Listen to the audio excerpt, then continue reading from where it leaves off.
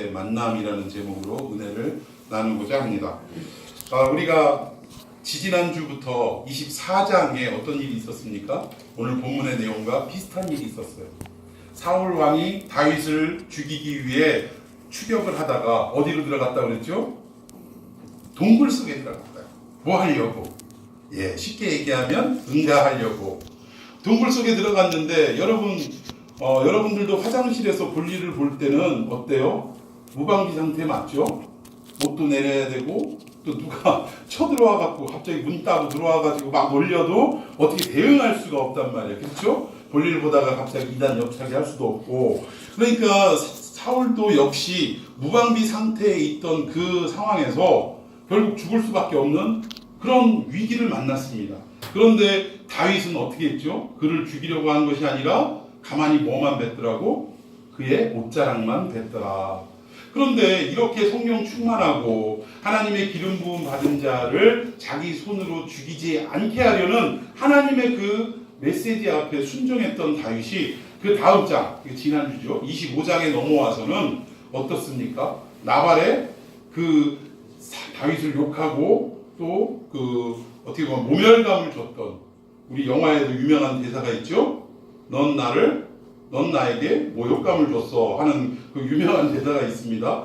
근데 결국 그 모욕을 받았던 내용들을 살펴보면 결국 무슨 문제 때문에 자기가 거느리고 있는 한 600여 명의 군사들을 먹여 살려야 하는 리더로서의 책임감 때문에. 그러니까 좋게 얘기하면 리더로서의 책임감이고 그냥 나쁘게 표현하면 무엇 때문에? 하루 밥 3끼 먹고 사는 문제 때문에 그 집안을 완전히 칼을 뽑아들어서 복수를 하려고 이 보복의 피를 흘리려고 바로 그렇게 사람이 달라지는 모습을 보였다는 거예요. 그런데 그때 누가 나타났다고요?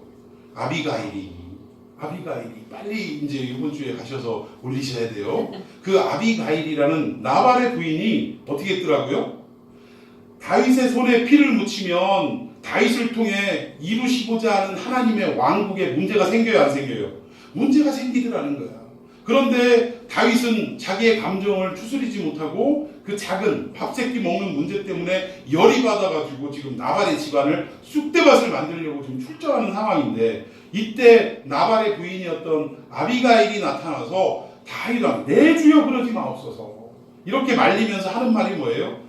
내 주인은 즉 자기의 남편은 이름이 나발이라 그런 이름처럼 뭐한 사람이라고요? 어리석은 사람이라. 여러분 히브리어로 나발이라는 말이 어리석은 자라는 뜻이에요. 그러니까 우리가 그의 부모님도 참 이해할 수가 없는데 그의 아버지가 그를 이름을 지을 때 아니 어떻게 어리석은 자라는 이름을 지었을지 모르겠어요. 그럼 우리식으로 표현하면 그렇잖아. 우리가 찬양아, 창령아 뭐 이런 식으로 부르는데 그러면 그 히브리식으로 표현하면 야 어리석은 놈아 밥 먹어라 어리석은 놈아 학교 가야지 일생을 그를 그렇게 불렀다라는 거예요. 그래 안 그래요? 그러니까 그의 아버지도 난 이해가 안 가는 사람이에요. 그런데 그는 이름처럼 정말로 어리석은 사람이었다는 거예요. 그건 부자였는데 많은 양떼와 많은 염소떼를 기르는 사람이었는데 결국 강도들의 위협으로부터 또는 주변 그 침략자들의 위협으로부터 사실은 누가 지켜줬다고요?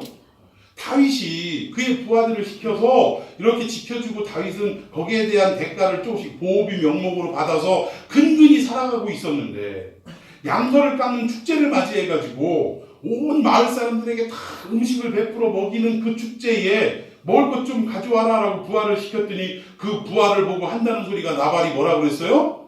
다윗이 누구냐? 이삭의 아들이 누구냐? 나 그런 거 몰라. 그 말이 그렇지 우리식으로 표현하면 뭐예요? 나? 그런 놈?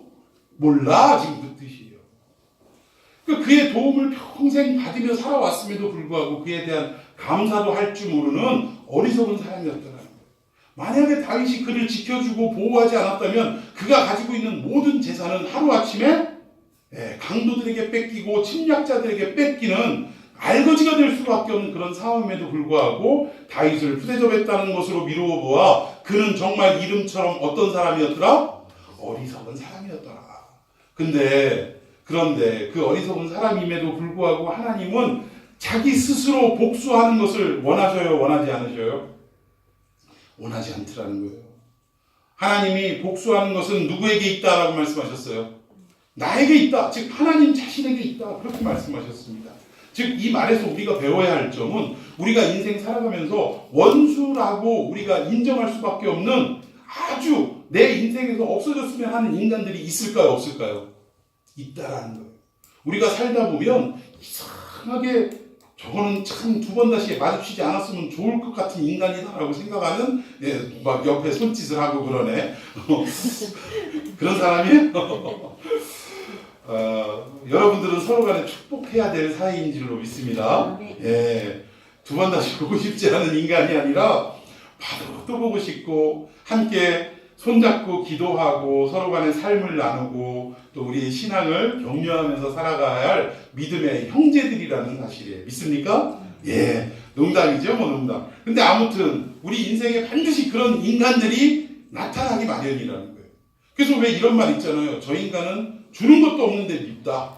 뭐 이런 인간도 있고, 또 내가 무슨 말을 하면 항상 내 말에 토를 달고 반대를 하고 내 마음을 송곳으로 후벼 파듯이 아프게 하는 인간들이 있고, 때로는 내가 인생의 위기에 걸렸을 때, 위기 가운데 당했을 때 그 위기에서 나를 보호해주고 도와주는 게 아니라 오히려 이때가 기회다라고 해서 참 쓰러져 있는 나를 도리어 짓밟아 버리려고 하는 인간들이 있다 없다? 있더라는 거예요. 있는데 그것도 수도 없이 많다라는 거예요. 이게 우리네 살아가는 세상의 순리이고 원리라는 것입니다. 그래서 우리가 양육강식, 약육강식이라는 말 하잖아요. 약육강식이라는 말이 바로 이 말이에요. 상대방이 약해졌을 때 어떻게 해요? 평상시에는 내가 이길 수 없는데 그가 약해졌을 때 그때를 기회로 틈타서 그를 완전히 제기할 수 없을 정도로 짓밟아버리고 그를 통해서 내가 우뚝 서는 것, 이것이 약육강식의 논리라는 것입니다. 여러분, 저는 여러분들이 학교에서 공부할 때도 뭐 경쟁, 무한 경쟁 이런 말들을 많이 하는데 저는 좀 이러지 않았으면 좋겠어요. 왜 경쟁을 합니까? 뭐 선의의 경쟁, 말은 그렇지만 결국은 그 얘기가 뭐예요? 내가 이 친구를 밟고 일어서야 더 좋은 대학에 갈 수 있고, 내가 이 친구를 밟고 일어서야 더 좋은 직장에 취직할 수 있다는 게 경쟁의 논리예요. 그래서 서로 간에 좋게 표현하자면 우리 서로 간에 열심히 하자, 이것을 강조할 때 선의의 경쟁이라고 하지만 결국 이 세상이 살아가는 논리는 뭐예요? 여러분들이 아주 재밌게 하는 말 있잖아. 이 세상이 어떤 세상이야? 1등만 기억하는 더러운 세상이 되는 거예요. 뭐 때문에? 경쟁 때문에. 근데 여러분, 1등하는 사람도 인정을 받아야 되지만 꼴찌하는 사람도 인정받는 세상이 되기를 바랍니다. 저는 하나님의 나라가 바로 그런 나라예요. 부자만 인정받는 나라가 아니라 가난한 자도 한 개체로서, 한 인간으로서 존중받는 나라가 하나님의 나라라는 것입니다.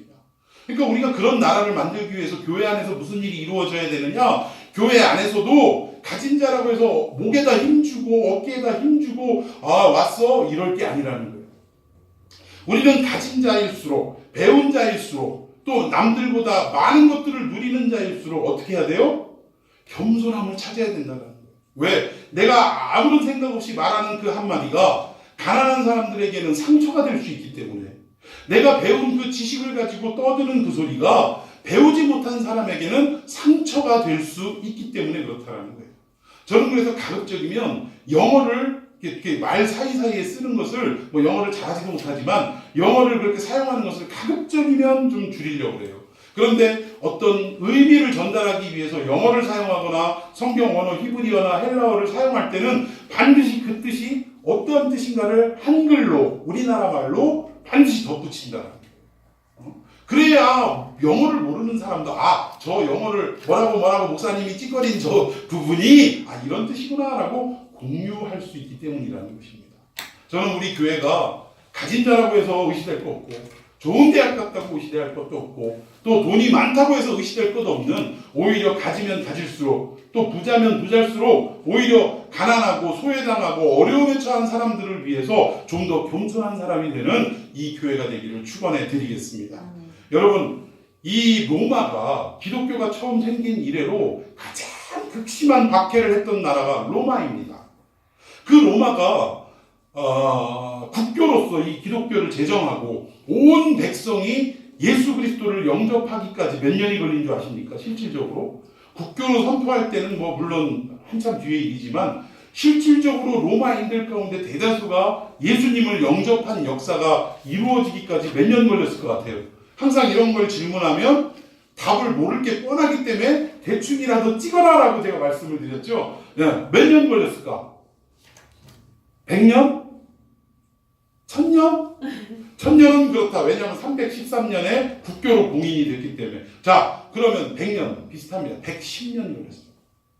로마라는 거대한 제국이 기독교인들을 말살시키려고 그렇게 핍박을 가했던 나라가 110년 만에 다시금 온 백성이 하나님을 믿는 나라로, 영접한 나라로 바뀌었다는 거예요. 110년 엄청난 세월 같지만 여러분, 그때 당시에는 인터넷이 발달되지도 않고 또 많은 이런 어떤 휴대폰이나 이런 것 때문에 SNS라든가 여러 가지 이런 매체가 발달되지 않았던 시기였어요. 또 뭐 여러 가지 지금처럼 뭐 교통의 문화가 발달돼서 KTX가 다니거나 아니면 자동차가 왔다 갔다 하던 시대도 아니었다라는 거예요.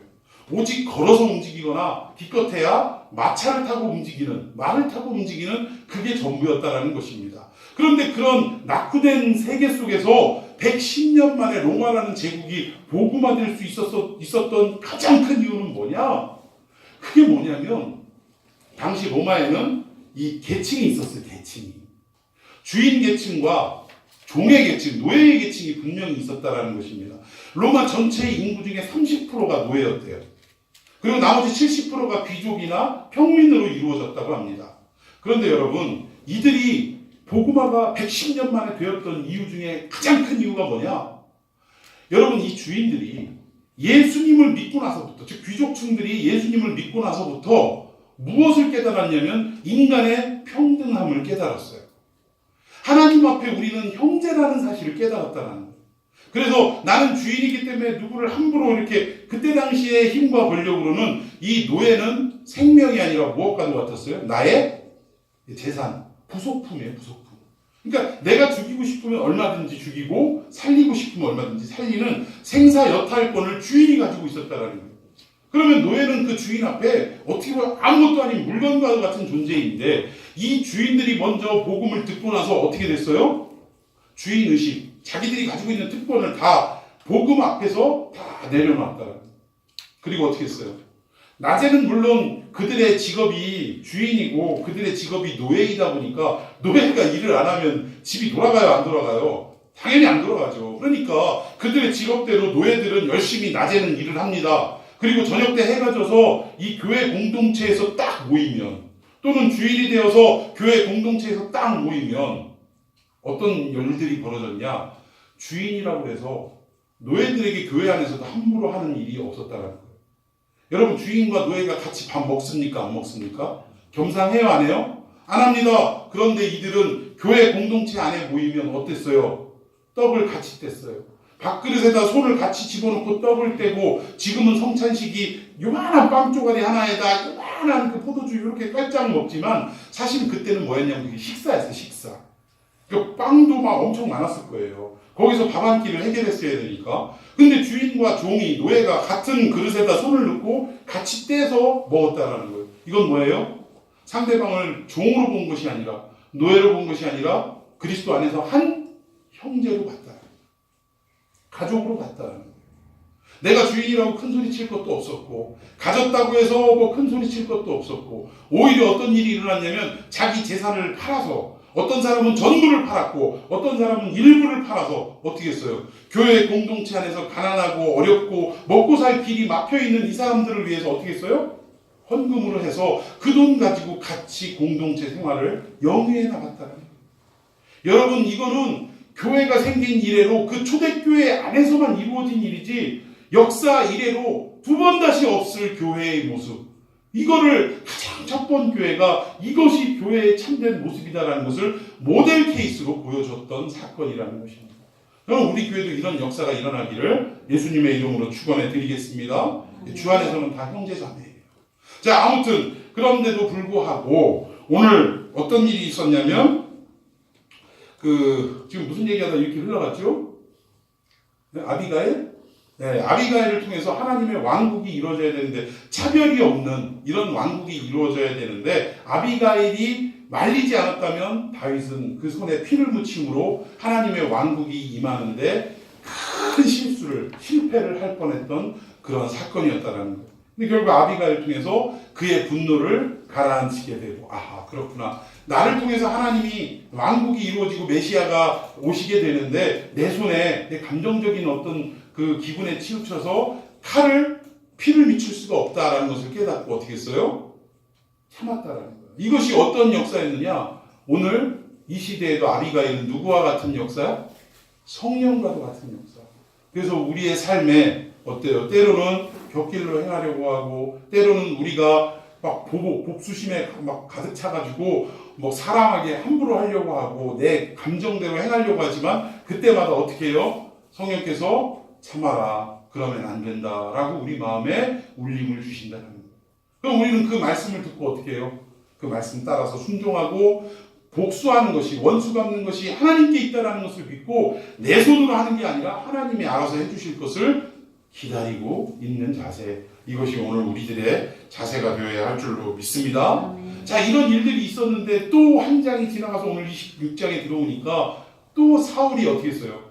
그때 옷자락을 매임받고 내 아들아 미안하다, 잘못했다, 내가 너를 오해했구나, 너를 왜 죽이려고 했는지 나도 모르겠다 이러면서 절대 너한테 안 그러마 했던 사울이 지금 또 두 번째 사울을 죽이기 위해 3,000명의 군사를 이끌고 10광야로 쳐들어왔다는 것입니다. 참 사울은 고칠 수 없는 인간이에요. 그러니까 우리도 이런 습성이 있다 없다? 있어요. 우리 안에도 분명히 고치기 어려운 습성들이 있습니다. 내가 안 하겠다고 그렇게 눈물 뚝뚝 흘리면서 하지만 며칠 지나서 몇 달이 지나서 또 그 옛 습성으로 돌아가서 하나님 앞에 범죄할 때가 너무나도 많이 있다는 거예요. 그래서 우리는 우리의 힘으로 무언가를 이루어내기에 가능한 존재냐 불가능한 존재냐? 불가능한 존재라는 거예요. 그래서 누구에게 매달리고 누구에게 의탁을 해야 돼요?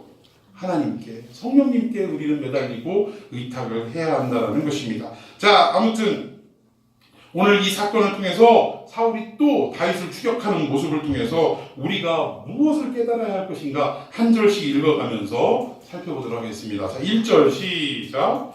10사람이 기브야에 와서 사울에게 말하여 이르되 다윗이 광야 앞 하길라 산에 숨지 아니하였나이까 하며, 참 읽으면 읽을수록 이 10사람들도 너무한 사람들이에요. 다윗의 도움을 그토록 받았던 사람들임에도 불구하고 사울이 쳐들어왔다 하니까 어떻게 해요? 그새 다윗이 있는 곳을 알려줬다라는 거예요. 그러니까 참 이런 모습을 볼 때 안타깝습니다. 왜냐하면 10사람들 안에서도 이미 대세가 기울어진 걸 아는 사람이 있는 반면에 모르는 사람도 있더라는 거예요. 지금 하나님의 왕국이 사울에게 임했다가 결국 누구에게로 옮겨졌어요? 다윗에게로 이미 옮겨졌어요. 지지난주 아들람 광야 그 불에서 옷자락을 베이는 사건을 통해서 결국 다윗 왕가에 하나님의 뜻이 임했다라는 것을 사실은 모든 사람들이 이미 알았다라는 것입니다. 그리고 사람들의 노래가 뭐예요? 사울이 죽인 자는 천천히요, 다윗이 죽인 자는 만만히로다라는 이 노래를 통해서도 이미 하나님의 뜻이 다윗에게로 임했다라는 것을 알 수가 있다라는 거예요. 그럼에도 불구하고 사람들은 깨닫지 못하고 여전히 어떻게 하고 있는 거예요? 지금 사울 왕을 따르고 있더라는 것입니다. 자, 2절 말씀, 왜 이들이 고발했는가 살펴봅니다. 시작. 사울이 일어나 10광야에서 다윗을 찾으려고 이스라엘에서 택한 사람 3,000명과 함께 10광야로 내려가서, 지금 다윗을 추종하는 사람이 있는 반면에 또 한편에서는 사울을 추종하는 사람들이 여전히 남아 있더라는 것입니다. 자, 3절, 4절 계속해서 있습니다. 시작. 다윗이 광야에 있더니 사울이 자기를 따라 광야로 들어오니라. 4절. 이에 다윗이 정탐꾼을 보내어 사울이 과연 이른 줄을 알고, 믿기지 않아서 정탐꾼을 보냈는데 진짜로 사울 왕이 또 찾아온 거예요. 설마 했는데 또 찾아왔더라는 것입니다. 그러니까 사울 왕을 보면 사람이 뭔가에 이렇게 확 집착되어지고 붙들리면 그럼 어때요? 제어가 돼요, 안 돼요? 제어가 안 된다. 여러분 한번 생각해 보세요. 돈에 씌인 사람들은, 돈에 붙들린 사람들은 어때요? 돈 한 푼 더 벌기 위해서 악착 같은 모습을 갖게 되는 것을 우리는 보게 된다는 것입니다. 아니 어떻게 돈에 저렇게 막 노예가 돼가지고 그렇게 돈이 많은 사람임에도 불구하고 한 푼이라도 더 벌으려고 그러지? 라고 그런 모습을 보인다라는 거예요. 근데 이게 뭐예요? 사람이 뭔가에 한번 싹 씌어버리면, 붙들려버리면 이런 모습을 얼마든지 갖고 살아가더라는 것입니다. 대부분 보면 이제 혼자 사는 노인들에게 이런 일들이 발생하게 되는데, 왜 집 안에 쓰레기로 차고 넘치는 집 있죠? 그거 왜 그렇습니까? 이분들에게는 무슨 어떤 마음이 딱 붙들려 갖고 그래요? 내가 주워온 모든 것들이 결국 팔으면 뭐가 돼요? 돈이 돼요. 그러면 아무리 쓰레기라고 해도 이것을 잔뜩 갖고 있으면 내 마음의 기분이 어떤 기분이 들어요?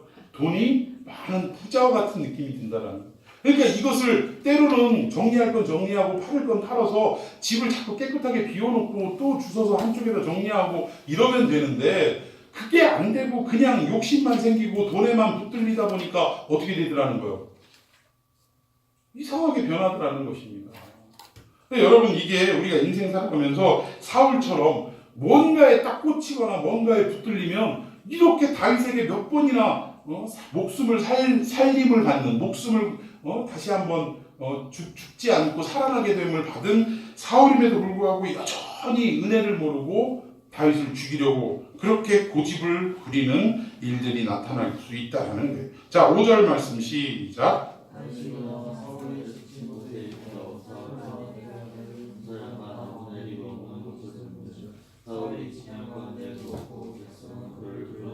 자, 여기 다윗이 병력을 몇 명만 단촐하게 딱 이끌고 은밀한 밤에 추적자들의 한복판에 틈을 타고 들어갑니다. 근데 거기서 어떤 일이 있었냐면 세 가지를 목격하게 돼요. 첫 번째는 누가 잠을 자는 모습을 봅니까? 사울이 잠을 자는 모습을 봅니다. 깊이 잠든 모습을 봐요. 그리고 그 사울 왕을 지키는 최측근, 호위병 또는 뭐라 그럴까요? 비서, 요즘 대통령 비서실장, 이 정도 되겠죠. 경호실장, 이 정도 되겠죠. 근데 이런 사람인 아브넬이라는 사람이 있는데, 이 아브넬도 어떻게 됐어요? 깊이 잠이 들었다라는 거예요. 그리고 모든 사울을 따르던 군사들이 전부 다 깊은 잠에 빠졌더라는 것입니다. 그런데 이 잠에 깊이 빠진 이유가 뭐냐? 12절 한번 읽어봅니다. 12절 시작. 다윗이 사울의 머리 곁에서 창과 물병을 가지고 떠나가되 아무도 보거나 눈치채지 못하고 깨어있는 사람도 없었으니 이는 여호와께서 그들을 깊이 잠들게 하셨으므로. 자, 누가 잠들게 하신 거예요? 하나님이 잠들게 하셨다는 거예요. 하나님이 사울 왕을 비롯해서 그의 경호실장 아브넬 모든 군사들이 다 잠들게 하셨다라는 것입니다. 그런데 모두가 잠들었던 그 순간 다윗에게 품을 수 있었던 마음이 한 가지 있었을 거예요. 뭘까? 사울을 지금 죽이면 뒤탈이 없을 거다. 후환이 없을 거다. 그리고 나서 쉽게 죽일 수 있어요. 그런 상황이 눈앞에 펼쳐졌다라는 것입니다. 그럼에도 불구하고 어떻게 했어요? 다윗은 사울 죽이기를 기뻐하지 않았다라는 것입니다. 자, 그런데 아주 위기가 찾아왔어요. 6절 말씀 한번 보겠죠. 시작. 이에 다윗이 햇사람 아히멜렉과 수르의 아들 요압의 아우 아비새에게 물어 이르되 누가 나와 더불어 진영에 내려가서 사울에게 이르겠느냐 하니. 자, 여기 보니까 누가 함께 가겠다고 그래요? 아비새라는 참 이상한 이름이에요. 아비새. 이 아비새라는 사람은 굉장한 야심가예요. 권력에 대한 욕심이 엄청난 사람입니다. 여러분들 인생을 살아가면서 여러분 곁에, 그리고 여러분의 윗사람이 아니라 여러분 아랫사람 중에, 여러분들의 일을 돕고 서포트하는 사람 중에 이 야심가는 절대 주의하시기 바랍니다. 왜 아멘이 안 나와요? 아멘, 이건 정말 귀 기울여야 돼요. 여러분이 예를 들어서 사장을 한다고, 회사를 경영하는 기업주가 된다거나, 또는 어떤 단체의 과장, 부장, 또는 이사, 이런 중책을 맡고 있는 무언가를 책임져야 할 그 자리에 있다면, 여러분을 보필하고 보좌하는 이 부하 직원들 중에 야심가는 절대 여러분을 가까이 하지 않는 게 좋아요. 가급적이면 그 야심가를 내 밑으로 두지 않는 것이 그게 현명한 판단입니다. 왜 그런지 아십니까? 이 야심가들은 자기가 잘 되기를 원하는 마음이 항상 있어요. 지금 다윗 왕의 그 뒤를 따르고 있는 아비새라는 사람이 야심가라고 했는데, 결국 그 사람이 다윗을 따르는 이유 중에 하나는 뭐겠어요? 다윗을 왕으로 만들어서 거기서 끝나요? 뭐가 있었어요? 그 다윗 밑에서 내가 모든 권력을 다 움켜쥐고 그리고 살아야겠다라는 야심이 있었어요. 야심이 있다는 거예요. 그래서 이 아비새는 다윗 스스로는 사울을 죽이려고 하는 마음이 없는데 이 아비새가 뭐라고 이야기하는가 한번 살펴보십시다. 자, 8절 시작.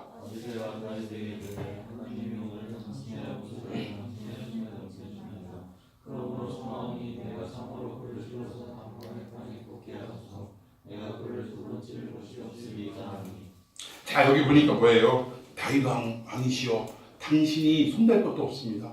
누가 죽이겠다는 거예요? 내가 죽이겠습니다. 그럼 지금 다윗은 사울 왕에게 자기 손으로 피 묻히기가 싫은 거잖아요. 그래 안 그래요? 그런데 자기 부하 아비새가 걱정할 거 없다고 내가 죽이겠다고 이렇게 나서니까 뭐예요? 쉽게 얘기해서 시쳇말로 손 안 대고 코 푸는 격이에요. 내가 죽인 거 아니니까 면피할 수 있는 이유가 생기잖아요. 그럼에도 불구하고 오늘 다윗은 뭐라고 이야기를 하느냐? 자, 9절부터 한번 읽어봅시다. 시작. 다윗이 아비새에게 이르되 어떻게 하라고? 죽이지 말라. 누구든지 손을 들어 여호와의 기름 부음 받은 자를 치면 죄가 야 내가 죽이지 않더라도 네가 죽인다 하더라도 너는 죄가 없겠느냐 이 얘기예요. 여러분 오늘날 우리가 기독교인들이 살아가는 삶에 자세해야 될 줄로 믿습니다. 내가 직접 나쁜 일을 행하기는 깨름직하고 그러니까 내 대신 내 부하를 시켜서 야 알아서 처리해 이러면 돼야 한대요.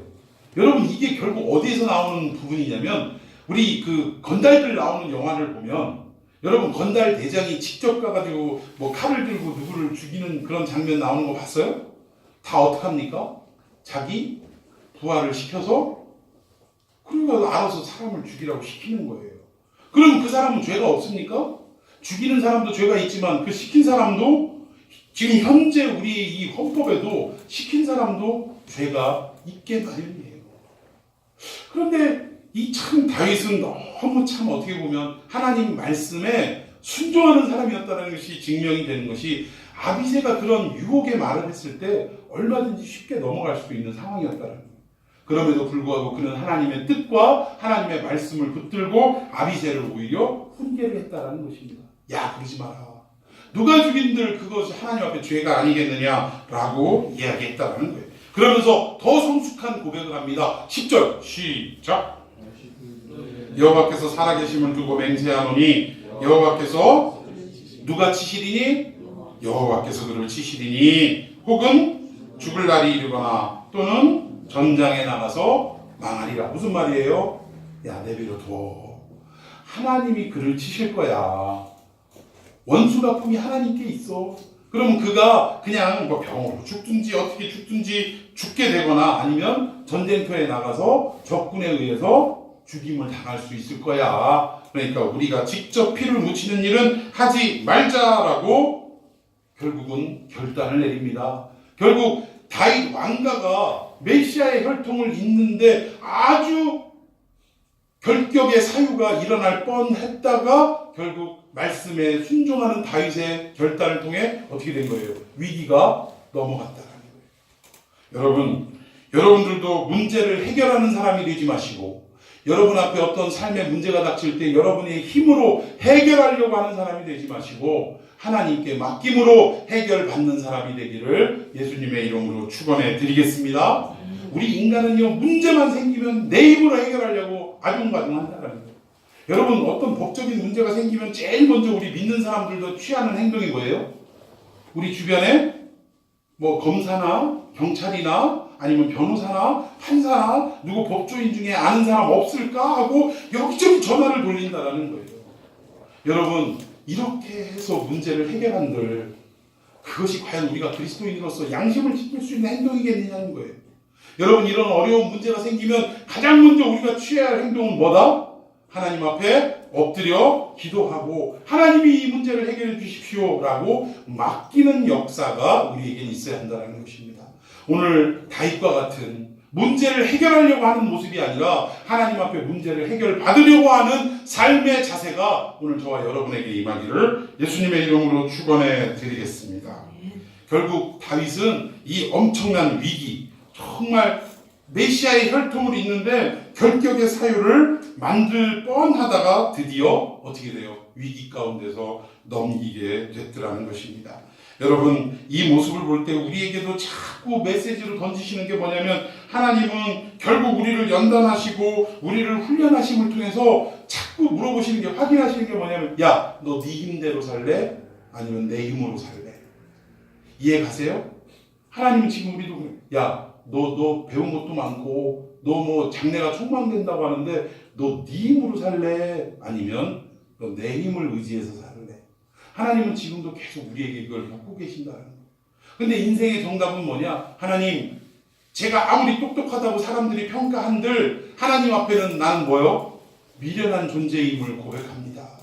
내가 하나님 앞에 무엇을 할 수 있겠습니까? 하나님 나를 불쌍히 여겨주시고 하나님께서 나에게 은혜를 베풀어 주시옵소서.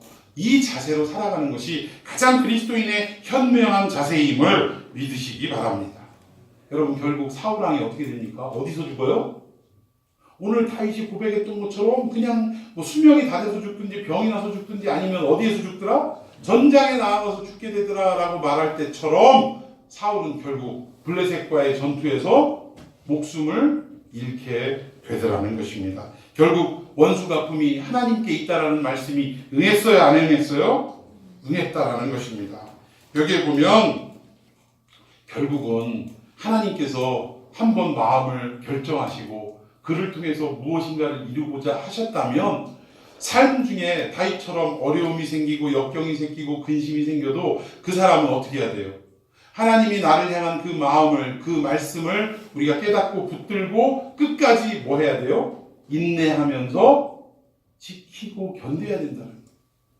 내가 이것을 우리 고조선의 어떤 우화를 보면 결국은 하늘에 환인이라는 그 옥황상제겠죠. 그 환인이 아들을 보냈어요. 그 아들의 이름이 환웅이라고 그러더라고요. 그 환웅이 이 태백산 줄기에 와가지고 결국은 곰 한 마리하고 호랑이 한 마리하고 만났는데 얘들을 보고 마늘과 쑥을 막 잔뜩 갖다 주면서 다른 거 먹지 말고 동굴 안에 들어가서 이것만 먹고 기도를 해라. 그러면 너희들이 인간으로 환생하게 될 것이다. 그러면 어떻게 된다? 나랑 결혼할 수 있다. 라고 해서 동굴 속에서 마늘하고 쑥을 열심히 먹었는데 호랑이는 어때요?